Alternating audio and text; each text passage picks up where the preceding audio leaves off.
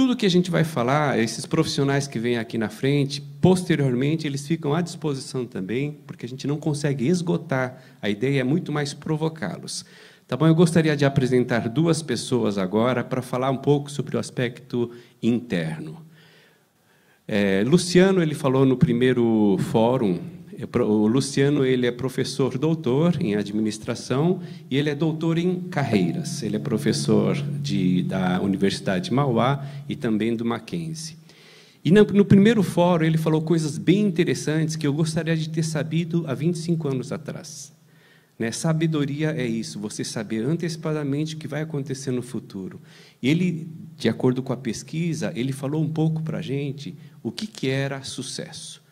Muitas vezes a gente nem sabe o que é sucesso, a gente está tentando buscar alguma coisa que a gente nem sabe o que é. E ele traduziu de uma forma bastante simples, o que é sucesso. E outra, ele falou por que algumas pessoas ganham mais e por que outras ganham menos, sobre a complexidade daquilo que se resolve. Então, o Luciano ele vai falar um pouco agora também sobre carreira e sucesso, felicidade. E gostaria de apresentar também, na sequência, a Ana Paula. Ana Paula, ela é psicóloga, ela é escritora. Mas eu gostaria de apresentar a Ana Paula também como pessoa. Do pouco que eu a conheço, a Ana Paula é uma mulher forte. Não é, Adalberto? Além de ser uma mulher forte, ela é uma pessoa sempre muito positiva. Então, o Luciano ele fala um pouco daquilo que a gente precisa conhecer para se antecipar e se preparar. E a Ana Paula ela tem cuidado das pessoas que são afetadas por tudo que o Denis falou, seja no aspecto externo, por causa da Covid, por causa dessas tecnologias, por causa da falta de tempo, uma série de coisas que acabam afetando a nossa vida. Então, eles vão falar sobre esse aspecto da felicidade nas nossas carreiras.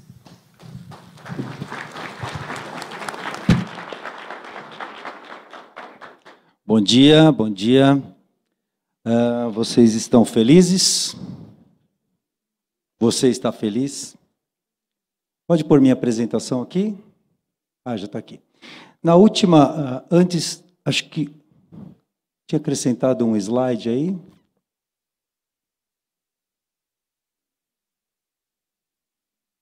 Enquanto ele acerta lá. Agora eu vou mudar um pouquinho a pergunta. Você é feliz?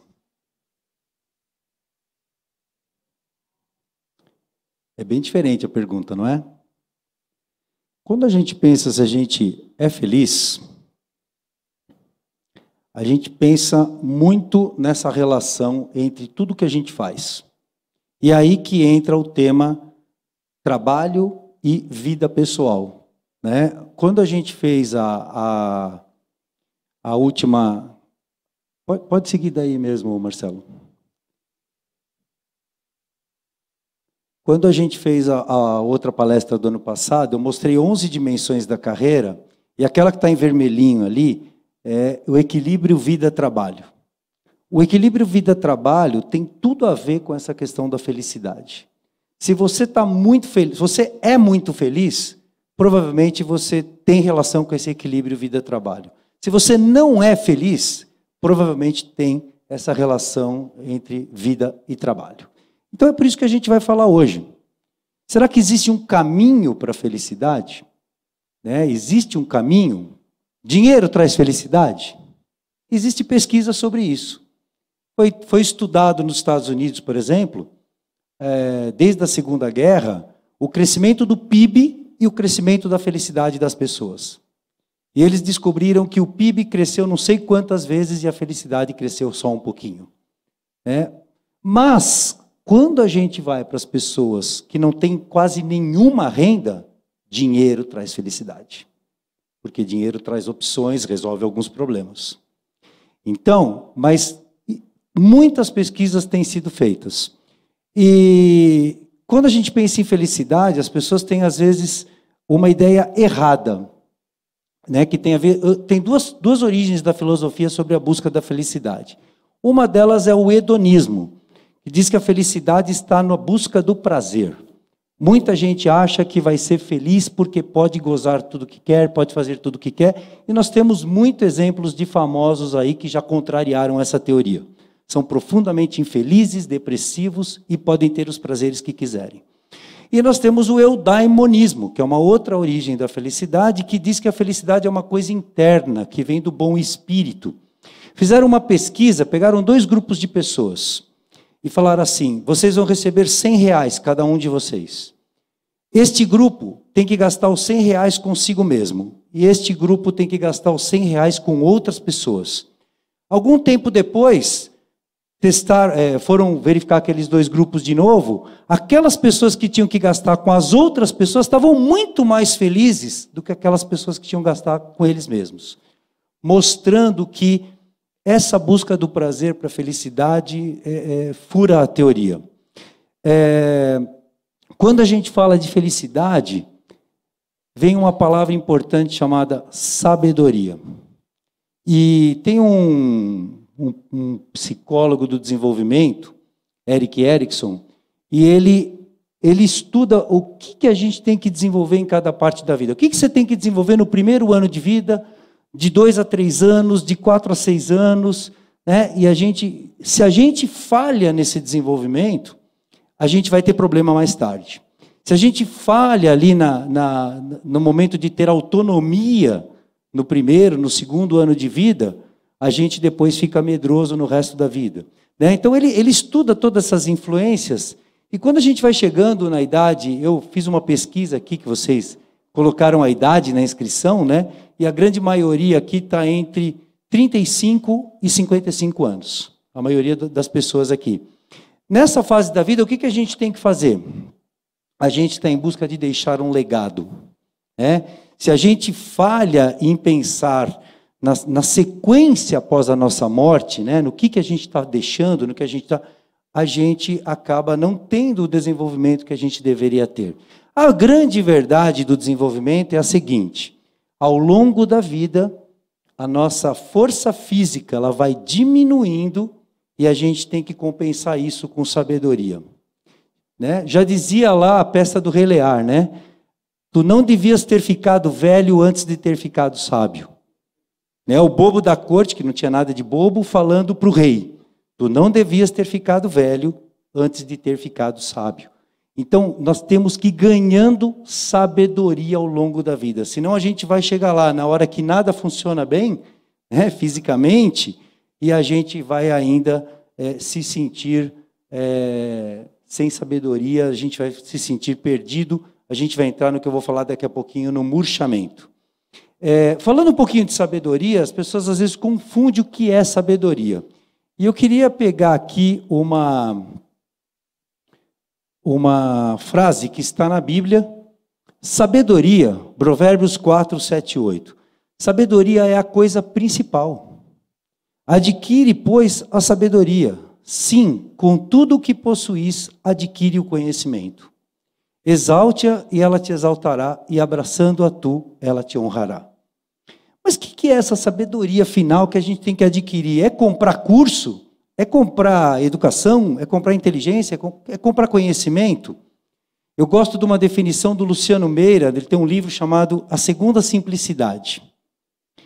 Então ele diz o seguinte: mais ou menos uns 10 a 15% das pessoas vivem na primeira simplicidade, que é a ignorância. Ela não sabe nada, ela não sabe quase nada, ela só tem um caminho, ela não tem opções, ela não tem escolhas, então ela faz o que tem que fazer. Algum tempo atrás, meus filhos precisavam tomar uma vacina, e o médico particular disse o seguinte: olha, essa vacina, ela custa R$2.000. Acho que era um tipo de meningite. E ela não é dada na rede pública. Você vai ter que pagar no particular. Eu falei: doutor, mas eu preciso mesmo dessa vacina nos meus filhos? Ele falou assim: essa doença não tem no Brasil. Realmente ela não tem no Brasil, por isso que não tem a vacina na rede pública. Aí ela perguntou assim: então eu não vou dar. Ela falou: mas, e se ele pegar meningite? né? Aí ela falou assim, e você quer economizar R$2.000? Aí ela falou assim, e quem não tem dinheiro? Aí ele falou assim, quem não tem dinheiro não sofre. Né? Quem não pode de jeito nenhum, não sofre. Então essa é a primeira ignorância, a simplicidade, você não tem escolha. E a vida é muito simples, mas ela é simples demais. Né? Ela não tem escolha, ela não tem opções, ninguém quer ficar nessa primeira simplicidade. A gente quer ir para onde? Para onde a maioria de nós está? Na complexidade. Viram como a vida ficou complexa? Quando eu era criança, a gente comprava colinos. Não tinha outra pasta. Agora você já pensou quanto tempo você perde para escolher uma pasta de dente? Tem uma que cuida de 3 coisas, a outra cuida de 12, a outra deixa os dentes mais brancos, a outra limpa o tártaro, a outra é indicada porque tem flúor, a outra não é indicada porque tem flúor. Ou seja, né, a vida ficou complexa.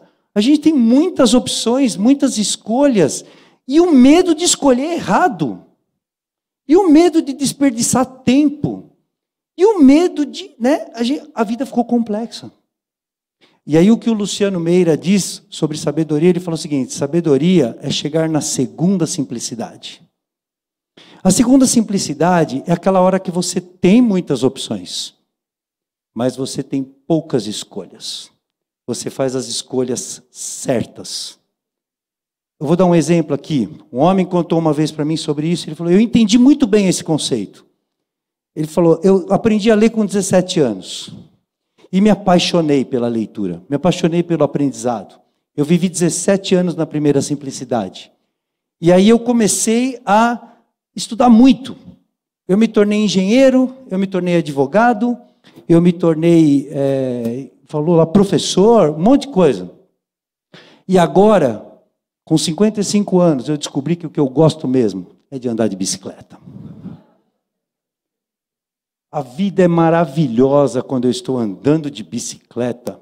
Não porque eu não tenho escolha, não porque eu não tenho um monte de coisa para fazer, mas porque eu sei o que me dá prazer, eu sei o que eu gosto, eu sei onde que eu tenho que gastar o meu tempo. Né? Então essa é a sabedoria. Podemos comprar, tem gente que confunde com conhecimento. Dado, informação, conhecimento e sabedoria. Vamos fazer uma ilustração bem simples aqui. Um monte de tijolo empilhado é um monte de dados. Não serve para nada. E o mundo hoje está cheio de dados. Nós temos dados para tudo quanto é lugar. O Denis falou aqui de dados, né? Dado está sobrando. Empilhado lá não está organizado, não serve para nada. Se eu for lá e empilhar esses dados e fizer uma parede, eu tenho uma informação. Ele agora tem um sentido, ele serve para alguma coisa. Ele foi interpretado, pelo menos, foi organizado. Se eu pegar várias informações e organizar de forma a montar uma casa, eu tenho conhecimento. Né? Mudou a utilidade das informações. A casa não é um conjunto de paredes. A casa tem espaços que vão ser ocupados. É outra coisa, conhecimento é outra coisa, não é um monte de informação. Ter um monte de informação não significa conhecimento. Tem que ter um monte de informação disposta de tal maneira a construir algo diferente do conjunto das informações. E a sabedoria? O que é a sabedoria, então? A sabedoria é transformar essa casa num lar. A sabedoria está no lar. Está no sentido das coisas. Não é o tamanho da casa. Tem gente que mora em casas enormes, mas não são lares. Tem gente que mora em casas pequenininhas, né? E que são o lar, aquele lugar. Eu tinha achado aqui uma definição até do que era lar. Né? Lar é aquele lugar que você quer voltar, que você sente seguro, que você se sente feliz, que você se sente bem. Esse é o lar, né? Muito bem, o segredo, então, de passar da complexidade para a sabedoria é você buscar o essencialismo. O que é essencial? Existe voltando a falar aqui da felicidade, a gente vai conectando os termos aqui. A felicidade, então, vem sendo estudada, normalmente a partir dos anos 1980, 90 para cá. Existe um termo, A psicologia nasceu com 3 objetivos: cuidar das doenças mentais, ajudar as pessoas a atingir o máximo do seu potencial e ajudar as pessoas a serem mais felizes. E percebeu-se, né, que durante todo o século XX, a maioria das pesquisas e os avanços da psicologia tinham sido no sentido de curar as doenças mentais. Mas quando foram ver o interesse das pessoas, se você procurar lá no Google, tinha muito mais gente pesquisando sobre como ser feliz do que como lidar com a depressão, por exemplo. Então eles, né, tiveram um insight, falaram, peraí, nós estamos deixando 2 objetivos da psicologia de lado. Vamos estudar o lado das pessoas, teoricamente, que estão, né, no nível da normalidade, como é que elas podem crescer, como é que elas podem ser mais felizes, colocar mais os seus potenciais em realização. E aí o Peter Seligman é um dos caras que começou a estudar esse negócio, e ele escreveu, em 1996, tem um livro de 2002, Felicidade Autêntica. É um livro que traz um monte de pesquisas que os pesquisadores da psicologia começaram a estudar sobre essas coisas positivas. Por isso que isso ficou chamado de psicologia positiva, né? Porque é do 0 para mais, né? Quando eu estou depressivo, eu estou do 0 para menos, né? Então, do 0 para mais, tem a psicologia positiva para ficar diferente daquela outra. E ele escreveu esse livro, Felicidade Autêntica, onde ele descobre que tem 3 caminhos para a felicidade. Eu não vou contar para vocês. Não vou contar para vocês porque depois, em 2011, ele avançou nas pesquisas e ele disse, felicidade não é mais importante do que florescimento. Florescimento é mais que felicidade, tem 5 fatores. E aí ele entra numa definição do que é florescimento. Tá? Então ele diz o seguinte, nós vivemos, basicamente, entre 2 extremos. Um extremo que é o murchamento e o outro extremo que é o florescimento. E eu vou falar aqui um pouco das características e vocês vão lembrar de algumas pessoas que vocês conhecem. Pessoas que sentem medo e insegurança, fragmentação. Sabe fragmentação? Você em cada lugar é de um jeito, você não tem uma essência. Frustração, conflito, impulso desgovernado, né? Solidão, vazio. Eu poderia contar a história de um monte de gente que eu conheço que está nesse murchamento. E o outro lado é o florescimento. São as pessoas que têm um significado profundo da sua existência, sabem por que estão aqui, né? Fortalecimento do caráter, das suas forças, desenvolvimento dos seus potenciais, integração com o outro, equilíbrio das suas multifaces da vida, né? Das várias coisas que a pessoa faz, capacidade de transformar o entorno ao invés de ser transformado, né? Sentimento de um amor transbordante. Vocês conhecem gente assim? Conheço gente assim também, né? Então, como é que a gente escolhe e muda de caminho? Vamos entender um pouco mais o que é esse florescimento. A gente vive uns dilemas na vida. A gente vive momentos que a gente busca liberdade, a gente busca se diferenciar, né? Eu quero ser único, eu quero ser exclusivo, eu quero ser, né? Eu, foco em mim mesmo. E tem momentos que a gente busca integração, que é eu com o outro. Eu quero estar com as pessoas, eu quero estar com a família, eu quero estar com a minha esposa, com meus filhos, eu quero estar com os outros, com a comunidade aqui da igreja. Eu quero estar com as pessoas. E eu vivi... então, quem é o murchamento? O murchamento é aquela pessoa que não se diferencia em nada, ele é um 0 à esquerda, ninguém lembra dele por nenhuma diferenciação, e ele também não está integrado com ninguém. Ele escolhe viver sozinho no mundo dele, né, e não sendo nada de contribuição para a sociedade, de nada. Esse aí é a pessoa que está frustrada e solitária. Esse é o murchamento. E a gente tem alguns bem-estar, né? Bem-estar, do ponto de vista da ciência, é a tradução de felicidade. Tá? Não se fala felicidade, fala bem-estar psicológico. Então, o bem-estar, ele pode ser parcial quando a gente só pensa na integração. Ou seja, a gente está de bem com os outros, mas a gente se sente mais um na multidão. Eu vivi muito isso na minha adolescência. Tem alguém adolescente aqui, ou jovem, vai entender o que eu estou falando. Eu era aquele cara que todas as mães das amigas minhas queriam que elas namorassem comigo. Sabe aquele cara bacana, legal, honesto, pau para toda obra, sempre disponível? Eu era o cara bacana, bom aluno, né? Era aquele cara perfeito para casar com a minha filha, mas nenhuma delas queria namorar comigo. Por uma razão óbvia, eu era comum. Eu era comum. Eu não tocava, eu não criava música igual o Gerson, né? Eu não tinha, né? Eu não era o melhor jogador da escola de basquete. Eu não era, eu era bom aluno. Isso até denegria a minha imagem, né? Então, assim, eu não era popular.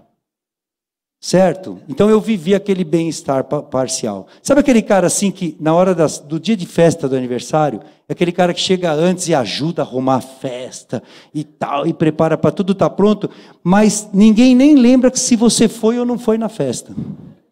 Entendeu? Eu era esse cara aí. E eu vivi muito essa integração. Muita integração e nada de diferenciação. Depois eu virei diretor de faculdade. Aí eu estava entre os 10 mais da faculdade, isso já com quase 40 anos. E aí eu estava entre os 10 mais da faculdade. Era o reitor, 2 pró-reitores e 7 diretores, eu era um dos 7. Aí eu vivi a originalidade do solitário, porque aí eu estava diferenciado. Eu era diretor, pô. Faculdade, mais de 10 mil pessoas ali, entre alunos, funcionários, professores, e eu estava entre os 10 mais, né? Aí a minha primeira reunião com o meu coordenador, o cara vira para mim e fala assim, você sabe que era para eu estar no seu lugar, né? Hã? Nunca me senti tão sozinho. Eu ia almoçar sozinho. Tinha medo de falar com as pessoas. Falei, nossa, os coordenadores querem o meu lugar. Os outros diretores ficam disputando o espaço da faculdade deles como se fossem contra a minha. O reitor, que é o cara que me convidou para ser diretor, eu vejo cada 3 meses.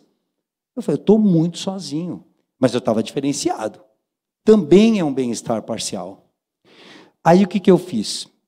Eu comecei a chamar cada funcionário, cada secretária, cada auxiliar, e comecei a conversar. O que você faz? Você está aqui há quanto tempo? Quais são suas ambições? O que eu posso te ajudar? E aí tinha uma menina lá que já era auxiliar. Sabe o que faz auxiliar de coordenação? Aquela pessoa que chega e atende o aluno no balcão ali.